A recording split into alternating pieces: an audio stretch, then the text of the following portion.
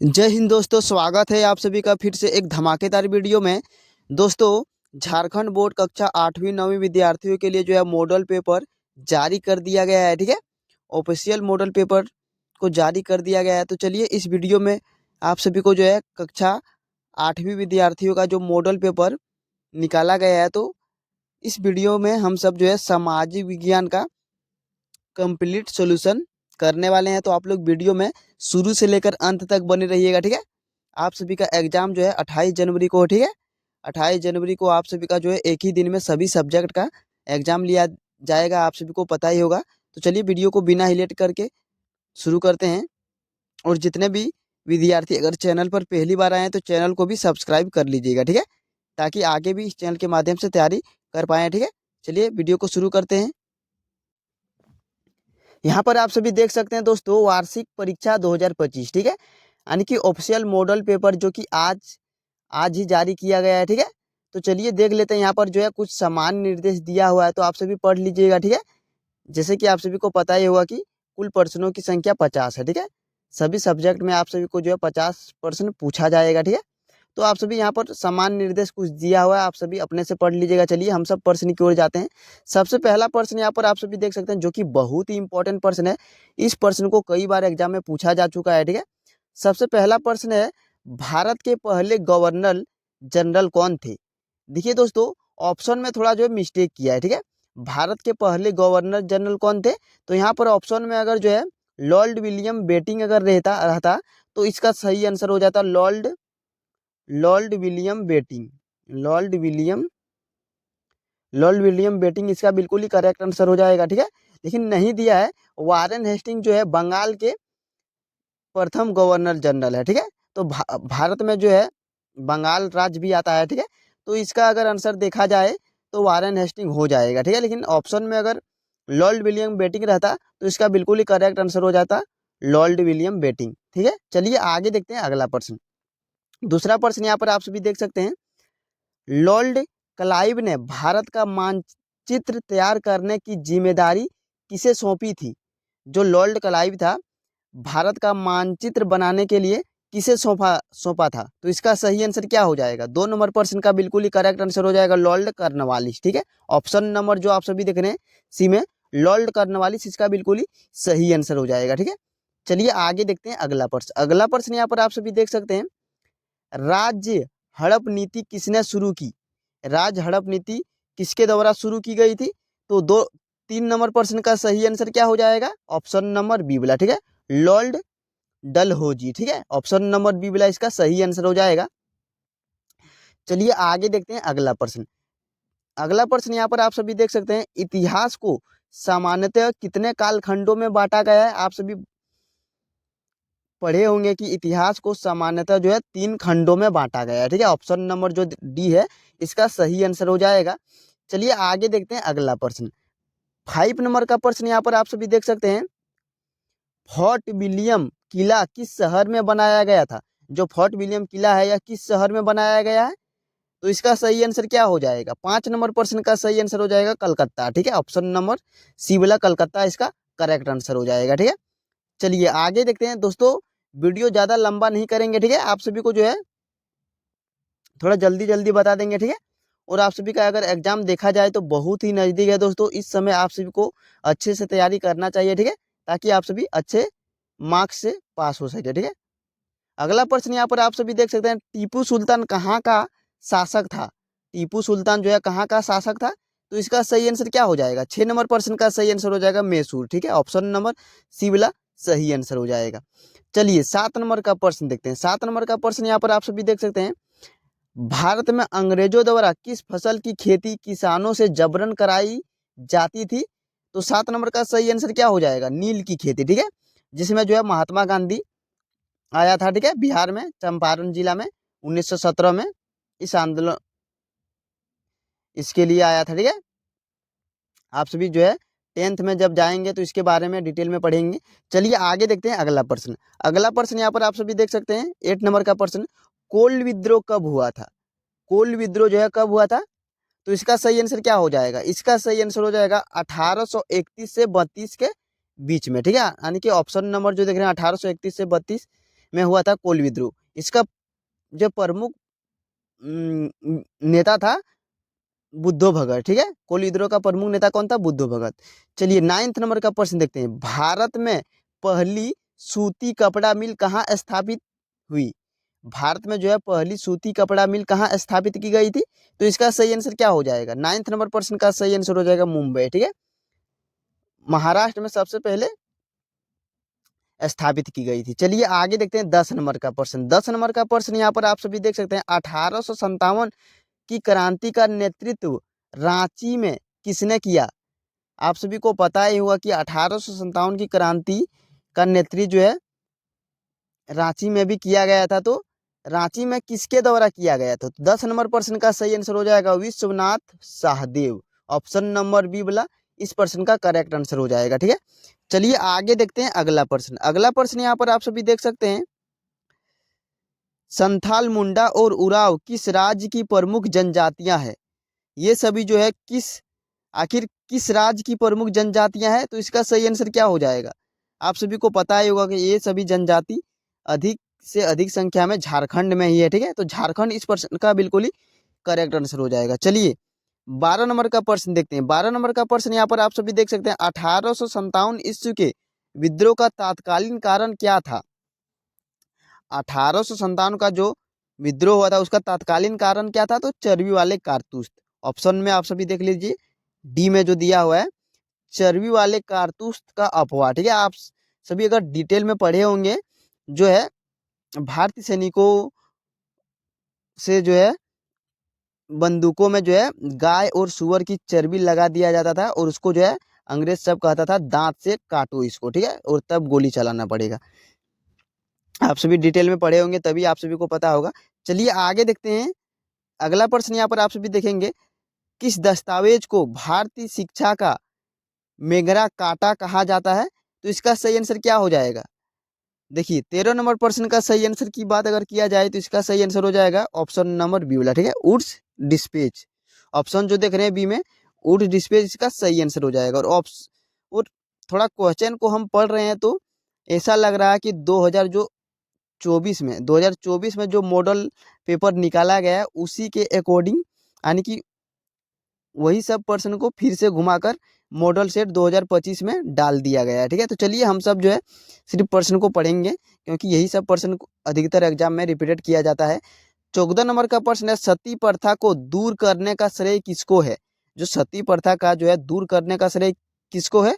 तो इसका सही आंसर क्या हो जाएगा? 14 नंबर प्रश्न का सही आंसर हो जाएगा ऑप्शन नंबर डी वाला, ठीक है, लॉर्ड विलियम बेटिंग, जिसके बारे में आप सभी को शुरू में बताएं कि भारत के पहले governor general Lord William Bentinck, ठीक है। चलिए 15 नंबर प्रश्न देखते हैं। 15 नंबर का प्रश्न यहाँ पर आप सभी देख सकते हैं। इनमें से कौन स्त्री पुरुष तुलना पुस्तक के प्रकाशन से संबंधित है? तो ऑप्शन को आप सभी को देखकर बताना है। तो 15 नंबर प्रश्न का सही आंसर हो जाएगा ताराभाई शिंदे, ठीक है, ताराभाई शिंदे इसका सही आंसर हो जाएगा। चलिए 16 नंबर का प्रश्न देखते हैं। 16 नंबर का प्रश्न यहाँ पर आप सभी देख सकते हैं। हिंदू विधवा पुनर्विवाह अधिनियम किस वर्ष लागू हुआ? यानी कि विधवाओं को जो है फिर से विवाह करने का अधिनियम किस वर्ष लागू की गई थी? तो इसका सही आंसर हो जाएगा 1856। ऑप्शन नंबर जो आप सभी देख रहे हैं 1856 इसका सही आंसर हो जाएगा। चलिए आगे देखते हैं अगला प्रश्न। ये भी बहुत ही इंपॉर्टेंट प्रश्न है दोस्तों। आर्य समाज की स्थापना किसने की? दोस्तों आप सभी से छोटा सा रिक्वेस्ट है, इस वीडियो को अपने दोस्तों या फिर साथियों बहनों के पास इस वीडियो को शेयर जरूर कीजिएगा, ठीक है। और अगर वीडियो आप सभी को अच्छा लगे तो एक लाइक भी कर दीजिएगा, ठीक है, ताकि आप सभी के एक लाइक से हमें बहुत ही खुशी मिलती है। 17 नंबर का प्रश्न यहाँ पर आप सभी देख सकते हैं। आर्य समाज की स्थापना किसने की? तो इसका सही आंसर हो जाएगा दयानंद सरस्वती, ठीक है, दयानंद सरस्वती इसका सही आंसर हो जाएगा। चलिए आगे देखते हैं अगला प्रश्न। 18 नंबर का प्रश्न यहाँ पर आप सभी देख सकते हैं। बंगाल विभाजन के समय भारत का गवर्नर जनरल कौन था? देखिए बंगाल विभाजन के समय जो है भारत का गवर्नर जनरल कौन था? तो 18 नंबर प्रश्न का सही आंसर हो जाएगा लॉर्ड कर्जन। देखिए बंगाल का विभाजन के समय पूछा गया है, ठीक है, तो उस समय जो है लॉर्ड कर्जन था। चलिए 19 नंबर का प्रश्न देखते हैं। 19 नंबर का प्रश्न यहाँ पर आप सभी देख सकते हैं। निम्न में से किसे अगस्त क्रांति के नाम से जाना जाता है? यानी कि अगस्त क्रांति के नाम से किसे जाना जाता है? तो इसका सही आंसर हो जाएगा भारत छोड़ो आंदोलन, ठीक है, जो कि आप सभी को पता ही होगा। भारत छोड़ो आंदोलन अगस्त महीना में शुरू की गई थी, ठीक है, अगस्त महीना में 1942 में महात्मा गांधी के नेतृत्व में भारत छोड़ो आंदोलन शुरू किया गया था। तो इसीलिए इसको अगस्त क्रांति के नाम से जाना जाता है। चलिए आगे देखते हैं अगला प्रश्न, 20 नंबर का प्रश्न यहाँ पर आप सभी देखिए। 20 नंबर का प्रश्न जो है दिया हुआ है, झारखंड के कौन से हॉकी खिलाड़ी ने भारत को ओलंपिक, विश्व कप एवं एशियाई खेल तीनों में पदक दिलाने वाली टीम के सदस्य रहे? तो इसका सही आंसर क्या हो जाएगा? देखिए ये तो बहुत ही इंपॉर्टेंट प्रश्न है। 20 नंबर का सही आंसर हो जाएगा ऑप्शन नंबर बी वाला, ठीक है, माइकल किंडो। माइकल किंडो इसका करेक्ट आंसर हो जाएगा। चलिए आगे देखते हैं अगला प्रश्न। अगला प्रश्न यहाँ पर आप सभी देख सकते हैं, ये भी बहुत ही इंपॉर्टेंट प्रश्न है दोस्तों। चंद्रमा के दक्षिणी ध्रुव पर पहुंचने वाला पहला देश कौन सा है? तो इसका सही आंसर क्या हो जाएगा? भारत, अपना भारत इसका सही आंसर हो जाएगा। चंद्रमा के ध्रुव, दक्षिणी ध्रुव पर पहुंचने वाला सबसे पहला देश हमारा भारत ही है। उसके बाद आगे देखिए अगला प्रश्न। अगला प्रश्न यहाँ पर आप सभी देख सकते हैं, पवन चक्की किस प्रकार के संसाधन का उदाहरण है? देखिए इससे रिलेटेड एक प्रश्न एग्जाम में हर बार पूछा ही जाता है, ठीक है, जैसे कि कौन नवीकरणीय संसाधन है, कौन अनवीकरणीय संसाधन है, ठीक है। तो ये कौन पवन चक्की जो है इसको जो है समाप्त नहीं किया जा सकता है, ठीक है। तो 22 नंबर का सही आंसर हो जाएगा नवीकरणीय संसाधन। जिसको समाप्त नहीं किया जा सकता उसको नवीकरणीय संसाधन कहा जाता है, ठीक है। चलिए आगे देखते हैं अगला प्रश्न। यहाँ पर आप सभी देखकर बता सकते हैं कोयला जो है किस प्रकार का संसाधन है? तो 23 नंबर का सही आंसर क्या हो जाएगा? देखिए कोयला जो है जैव संसाधन है, ठीक है। ऑप्शन नंबर जो आप सभी देख रहे हैं जैव, इसका इसमें जो है जान रहता है, ठीक है, जान। जैसे कि आप सभी को पता ही होगा, जैसे ही इसको जलाएंगे तो ये राख हो जाता है, राख होने के बाद इसमें जो है जान खत्म हो जाता है। चलिए 24 नंबर का प्रश्न देखते हैं। 24 नंबर का प्रश्न यहाँ पर आप सभी देख सकते हैं, जिस संसाधन का उपयोग किया जा रहा हो तथा जिसकी मात्रा भी ज्ञात हो वैसे संसाधन को कहते हैं, वैसे संसाधन को क्या कहते हैं? तो 24 नंबर का सही आंसर हो जाएगा वास्तविक संसाधन, ठीक है, वास्तविक इसका सही आंसर हो जाएगा। चलिए 25 नंबर का प्रश्न देखते हैं। और 25 नंबर का प्रश्न यहाँ पर आप सभी देख सकते हैं, यह भी बहुत ही फेमस प्रश्न है। झारखंड में स्थित एकमात्र राष्ट्रीय उद्यान बेतला नेशनल पार्क किस जिला में है? तो यह किस जिला में स्थित है? तो 25 नंबर प्रश्न का सही आंसर हो जाएगा लातेहार में, ठीक है। यह लातेहार जिला में स्थित है बेतला नेशनल पार्क, जिसकी स्थापना शायद 1986 में किया गया था, ठीक है, थोड़ा याद नहीं आ रहा है। चलिए आगे देखते हैं 26 नंबर का प्रश्न। 26 नंबर का प्रश्न यहाँ पर आप सभी देख सकते हैं, भारत के आंतरिक एजेंसी इसरो द्वारा अभी हाल ही में कौन सा मिशन चंद्रमा पर सफलतापूर्वक चंद्रमा पर भेजा गया है? तो आप सभी को पता ही होगा चंद्रयान 3, ठीक है, चंद्रयान 3 इसका सही आंसर हो जाएगा। चलिए 27 नंबर का प्रश्न देखते हैं। 27 नंबर का प्रश्न यहाँ पर आप सभी देख सकते हैं, बहुत ही इंपॉर्टेंट है। पृथ्वी पर उपलब्ध कुल जल का कितना प्रतिशत पीने योग्य है? देखिए आप सभी को पता होगा कि पृथ्वी में 71% जो है पानी से ढका हुआ है, ठीक है। तो इसमें जो है कितना प्रतिशत पीने योग्य है? तो इसका सही आंसर होगा 2.7%, ठीक है, 2.7% इस प्रश्न का बिल्कुल ही करेक्ट हो जाएगा। चलिए 28 नंबर का प्रश्न देखते हैं। 28 नंबर का यहाँ प्रश्न आप सभी देख सकते हैं, प्रधानमंत्री कौशल विकास योजना किससे संबंधित है? तो यह किससे संबंधित है? युवाओं के कौशल विकास से, ठीक है, युवाओं के कौशल विकास इसका करेक्ट आंसर हो जाएगा। चलिए 29 नंबर का प्रश्न देखते हैं। 29 नंबर का यहाँ पर आप सभी प्रश्न देख सकते हैं, इनमें से कौन सी फसल को सफेद सोना कहा जाता है? तो सफेद सोना किसे कहा जाता है? तो कपास को कहा जाता है दोस्तों। बहुत ही इजी था, ठीक है, आप सभी को पता होगा कि कपास से जो है, कपास में आप सभी को अगर इसको इसमें जो है रुई की तरह निकलता है, ठीक है, जिससे गद्दा कपड़ा बनाया जाता है। चलिए आगे देखते हैं अगला प्रश्न। 30 नंबर का प्रश्न यहाँ पर आप सभी देख सकते हैं, एपी कल्चर किस चीज से संबंधित है? तो 30 नंबर का सही आंसर क्या हो जाएगा? 30 नंबर का सही आंसर हो जाएगा मधुमक्खी पालन से, ठीक है, ऑप्शन नंबर सी वाला। चलिए दोस्तों आप सभी को इसका पीडीएफ चाहिए तो, ठीक है, पीडीएफ, अगर पीडीएफ आप सभी को इसका लेना है तो वीडियो को शुरू अंत तक देख लीजिए। उसके बाद जो है डिस्क्रिप्शन में आप सभी को एक टेलीग्राम का लिंक मिलेगा, ठीक है। वहीं आप सभी फटाफट ज्वाइन हो जाइए और वहीं से आप सभी को इसका PDF मिल जाएगा, ठीक है, आंसर के साथ। चलिए 31 नंबर का प्रश्न देखते हैं। इनमें से जनसंख्या परिवर्तन के कारण है, यानी कि जनसंख्या परिवर्तन के कारण क्या क्या हो सकते हैं, थोड़ा समझिए। आखिर मान लीजिए आपके घर में 5 सदस्य है, ठीक है, यानी कि आपके घर में जो है कुल मिलाकर 5 लोग रहते हैं। 5 में से आप मान लीजिए आपके घर में कोई बच्चा जन्म लिया, एक बच्चा जन्म लिया, तो कितना हो जाएगा? 5 + 1 6 हो जाएगा। इससे भी जनसंख्या परिवर्तन होता है। मान लीजिए आपके घर में 5 सदस्य है, उसमें कोई एक मर गया तो 4 हो जाएगा, इसमें भी परिवर्तन हुआ। मान लीजिए आप अपने घर से कहीं और रहने अगर चले जाते हैं तो उसमें भी परिवर्तन होता है। तो ऑप्शन को आप सभी ध्यान से पढ़िए। जन्म दर, आप सभी के घर में अगर जन्म लेगा कोई भी बच्चा तो जनसंख्या परिवर्तन होगा। मृत्यु दर में भी, यानी कि मरेगा तब भी परिवर्तन होगा।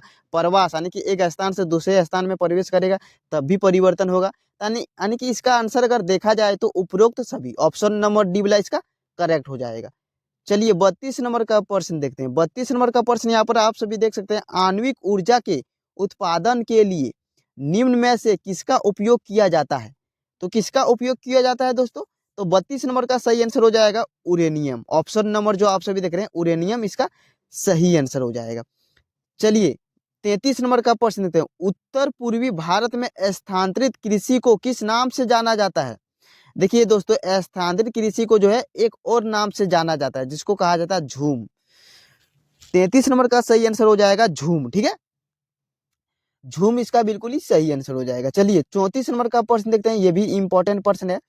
2011 की जनगणना के अनुसार भारत की जनसंख्या घनत्व कितना है? यानी कि 2011 के जनगणना के अकॉर्डिंग जो है आप सभी को बताना है कि जनसंख्या घनत्व कितना है। तो 34 नंबर प्रश्न का सही आंसर हो जाएगा ऑप्शन नंबर जो आप सभी देख रहे हैं 382 इसका सही आंसर हो जाएगा। 382 व्यक्ति प्रति वर्ग किलोमीटर। चलिए दोस्तों 35 नंबर का प्रश्न देखते हैं। उद्योग किस प्रकार की आर्थिक क्रिया है? उद्योग जो है किस प्रकार की आर्थिक क्रिया के अंतर्गत आता है? तो इसका सही आंसर क्या हो जाएगा? 35 नंबर प्रश्न का सही आंसर हो जाएगा द्वितीयक, ठीक है। यह जो है द्वितीयक क्रियाकलाप के अंतर्गत आता है। उसके बाद 36 नंबर का प्रश्न यहाँ पर आप सभी देखेंगे। भारत एक संप्रभुता राष्ट्र कब बना? तो भारत एक संप्रभु राष्ट्र कब बना था? तो इसका सही आंसर क्या हो जाएगा? 35 नंबर प्रश्न का सही आंसर अगर बात किया जाए तो इसका सही 36 नंबर प्रश्न की अगर बात किया जाए तो इसका सही आंसर होगा 26 जनवरी 1950। यानी कि देखिए दोस्तों, संविधान जो है बनकर तैयार हुआ था 26 नवंबर 1949 को। उसके बाद जो है लागू कब किया गया था? 26 जनवरी 1950 को। तो उसी दिन जो है संप्रभु राष्ट्र बना था। चलिए आगे देखते हैं अगला प्रश्न। 37 नंबर का प्रश्न यहाँ पर आप सभी देखिए। संविधान द्वारा प्रदत्त मौलिक अधिकारों की संख्या कितनी है? तो कुल मिलाकर 6 मौलिक अधिकार है, ठीक है। आप सभी को पता होगा समानता का अधिकार, स्वतंत्रता का अधिकार, शोषण के विरुद्ध अधिकार, 6 अधिकार है, ठीक है। तो आप सभी डिटेल में अगर पढ़े होंगे तो आप सभी को याद होगा। चलिए आप सभी को जो है ऑब्जेक्टिव प्रश्न पूछा जाएगा तो आप सभी सिर्फ ऑब्जेक्टिव ही पढ़िए, क्योंकि अभी जो है आप सभी को सिर्फ ऑब्जेक्टिव ही पढ़ना है। 38 नंबर का प्रश्न देखिए। आजादी के बाद भारत ने किस तरह की शासन पद्धति को अपनाया? तो किस तरह की शासन पद्धति को अपनाया था? क्या ऑप्शन को थोड़ा आप सभी पढ़िए। राजतंत्रात्मक शासन पद्धति, क्या है राजतंत्रात्मक शासन पद्धति अपनाया था? नहीं, ये तो नहीं होगा। संसदीय शासन, तो देखिए इसका अगर सही आंसर की बात किया जाए तो आप सभी को डायरेक्ट बता ही देते हैं। इसका सही आंसर हो जाएगा संसदीय शासन, ठीक है। चलिए दोस्तों आगे देखते हैं अगला प्रश्न। 39 नंबर का प्रश्न यहाँ पर आप सभी देखिए। भारतीय संविधान धर्म को लेकर कैसा है? भारतीय संविधान जो है धर्म को लेकर कैसा है? तो धर्मनिरपेक्ष है। ऑप्शन नंबर ए वाला इसका सही आंसर हो जाएगा। उसके बाद 40 नंबर का प्रश्न देखिए। इससे भी एक प्रश्न पूछा ही जाता है। भारत की प्रथम महिला प्रधानमंत्री कौन थी? देखिए दोस्तों, भारत की प्रथम महिला प्रधानमंत्री की अगर बात किया जाए तो इंदिरा गांधी हो जाएगा। इससे रिलेटेड एक और प्रश्न शायद पूछ दिया जा सकता है एग्जाम में। भारत का प्रथम प्रधानमंत्री कौन थे? तो पंडित जवाहरलाल नेहरू, ठीक है। पंडित जवाहरलाल नेहरू जो है भारत के प्रथम प्रधानमंत्री थे। या फिर पूछ दिया जा सकता है कि भारत का प्रथम राष्ट्रपति कौन है, तो डॉक्टर राजेंद्र प्रसाद है। ठीक है, तो ये सभी प्रश्न को कई बार एग्जाम में पूछ दिया जाता है और आप सभी जो है पढ़े तो होते हैं लेकिन भूल जाते हैं, तो आप सभी याद कर लीजिए।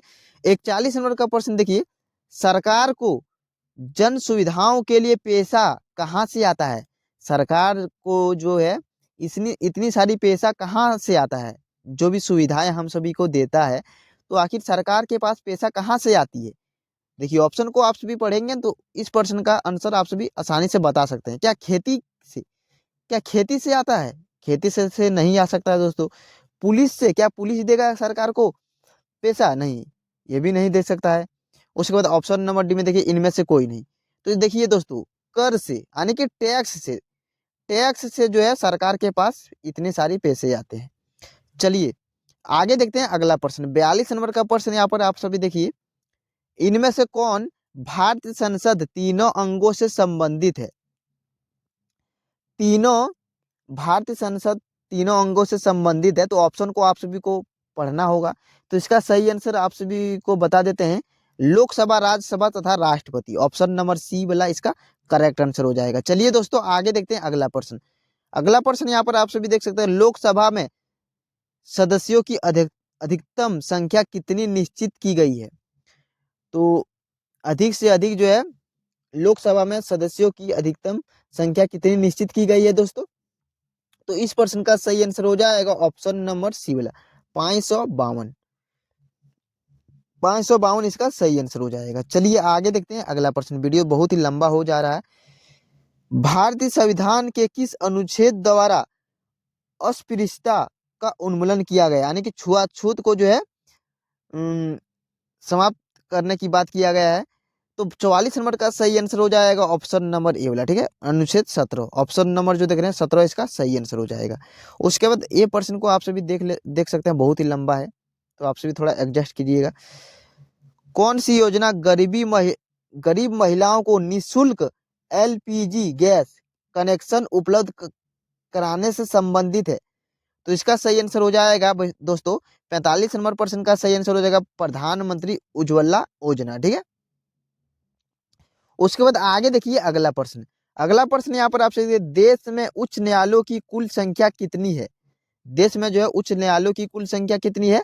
तो 46 नंबर प्रश्न का सही आंसर हो जाएगा 24 इसका सही आंसर हो जाएगा। चलिए आगे देख लेते हैं अगला प्रश्न, FIR का फुल फॉर्म क्या होता है? आप सभी जो बहुत बार देखे होंगे, बहुत कोई के जुबान से सुने होंगे कि आपके ऊपर FIR कर देंगे। आखिर FIR का फुल फॉर्म क्या होता है? तो इस प्रश्न का सही आंसर क्या हो जाएगा? देखिए दोस्तों, इसका सही आंसर हो जाएगा first information report. First information report इसका करेक्ट आंसर हो जाएगा। उसके बाद आगे देखिए दोस्तों अगला प्रश्न। अगला प्रश्न यहाँ पर आप सभी देख सकते हैं, वैसे समुदाय जो गरीबी और शिक्षा के कारण विकास में पीछे छूट जाते हैं, ऐसे समुदाय के लिए कौन सा शब्द प्रयुक्त किया जाता है? तो कौन सा शब्द प्रयुक्त किया जाता है ऐसे समुदाय के लिए? तो 48 नंबर प्रश्न का सही आंसर हो जाएगा हाशियाकरण। ठीक है, हाशियाकरण। उसके बाद आगे देख सकते हैं आप सभी, दो प्रश्न आप सभी और दो प्रश्न है, तो आप लोग देख लीजिए। सरकार ने बच्चों से संबंधित समस्याओं की शिकायत के लिए एक हेल्पलाइन नंबर शुरू किया है, इस चाइल्ड हेल्पलाइन का नंबर क्या है? देखिए दोस्तों, आप सभी जो सुने तो होंगे लेकिन भूल जाते हैं बार बार, तो अभी से अभी यानी कि अभी तुरंत आप सभी याद कर लीजिए। देखिए इसका सही आंसर हो जाएगा 1098। ठीक है, 1098 जो आप सभी देख रहे हैं, ये जो है चाइल्ड नंबर हेल्पलाइन है। आप सभी को किसी भी तरह का दिक्कत होता है तो इस पर आप सभी कॉल कर सकते हैं, अपने समस्याओं को बता सकते हैं। चलिए और अंतिम प्रश्न को देख लेते हैं, विश्व तंबाकू निषेध दिवस किस तिथि को मनाया जाता है? विश्व तंबाकू निषेध दिवस किस तिथि को मनाया जाता है? तो इस प्रश्न का सही आंसर हो जाएगा 31 मई, ऑप्शन नंबर बी वाला। ठीक है दोस्तों, आप सभी जो है देख चुके हैं 50 प्रश्न। अगले वीडियो में आप सभी को जो है मैथ, साइंस, हिंदी सभी सब्जेक्ट का इस चैनल के माध्यम से वीडियो आते ही रहेगा, तो आप सभी इस वीडियो को लाइक जरूर कीजिएगा। उसके बाद चैनल पर अगर पहली बार विजिट कर रहे हैं तो चैनल को भी सब्सक्राइब कर लीजिएगा, ठीक है। चलिए मिलते हैं दोस्तों अगले वीडियो में, तब तक के लिए जय हिंद जय भारत।